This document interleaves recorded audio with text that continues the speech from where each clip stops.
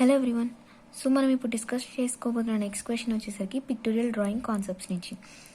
So మనకి question వచ్చేసి ఎలా అడిగారంటే, మనకి ఇక్కడ already front view and left side view అనేది మనకి ఒక బ్లాక్ది ఒక ఫ్రంట్ వ్యూ అండి, లెఫ్ట్ సైడ్ వ్యూ అనేది మనకు ఆల్రెడీ ఇక్కడ ఇచ్చేసారు. సో మనం ఇప్పుడు ఈ ఫిగర్స్ని యూజ్ చేసుకొని ఐసోమెట్రిక్ వ్యూ అనేది డ్రా చేయమని చెప్పాడు.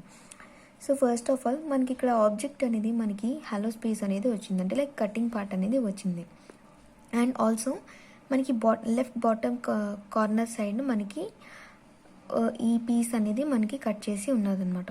సో ఫస్ట్ ఆఫ్ ఆల్ మనం ఇప్పుడు ఇది ఇక్కడ డ్రా చేయాలంటే ఈ లెఫ్ట్ సైడ్ వ్యూని మనం లెఫ్ట్ సైడ్ తీసుకోవాలి, బికాస్ లెఫ్ట్ సైడ్ వ్యూ అన్నారు కదా, మనకి అక్కడ ఆల్రెడీ హింట్ ఇచ్చేసారు. అండ్ ఆల్సో ఇది మనకి ఫ్రంట్ వ్యూ అనేది రైట్ సైడ్న ప్లేస్ చేసుకోవాలి.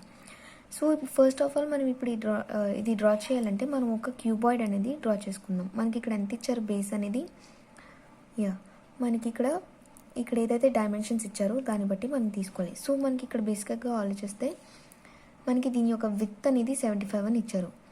సో కింద బేస్ అనేది 75 తీసుకుంటాం, హైట్ వచ్చేసరికి 20 + 30 50. సో 50 అనేది హైట్ తీసుకుంటాం అనమాట. సో ఫస్ట్ ఈ డైమెన్షన్స్లోని మనం ఇక్కడ ఒక క్యూబాయిడ్ అనేది డ్రా చేసుకోవాలి. సో నేను ఒక క్యూబాయిడ్ అనేది తీసుకున్నాను. ఇప్పుడు ఈ క్యూబాయిడ్లోని ఫస్ట్ ఆఫ్ ఆల్ మనం ఈ లెఫ్ట్ సైడ్ వ్యూ అనేది ఇక్కడ డ్రా చేసుకుందాం యాజ్ పర్ డైమెన్షన్స్. సో మనకి ఇక్కడ 25 విత్ ఇంత డిస్టెన్స్లో అండ్ 25 హైట్లోని మనకి పార్ట్ అనేది కట్ చేశారు. నేను ఆల్రెడీ ఇక్కడ పాయింట్ చేసుకున్నాను. సో దాన్ని బట్టి మనం ఇక్కడ ఇలాగా కట్ చేసుకోవాలి స్లాంట్ పీస్ అనేది. సో దాని తర్వాత మనం ఈ ఫ్రంట్ వ్యూ అనేది ఇక్కడ డ్రా చేయాలి.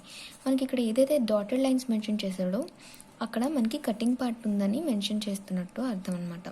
సో ఫస్ట్ ఆఫ్ ఆల్ ఈ సైడ్స్ అనేవి మనం left side view and front view అనేది ఇక్కడ డ్రా చేసుకోవాలి.